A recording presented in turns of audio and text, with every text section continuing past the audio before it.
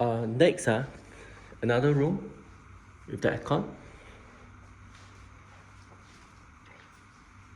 All this working properly.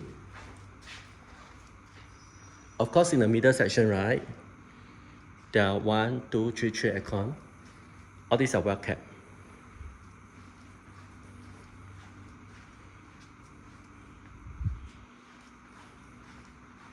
Enough seating capacity.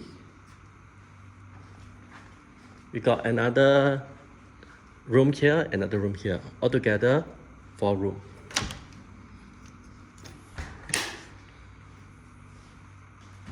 I got here, enough storage.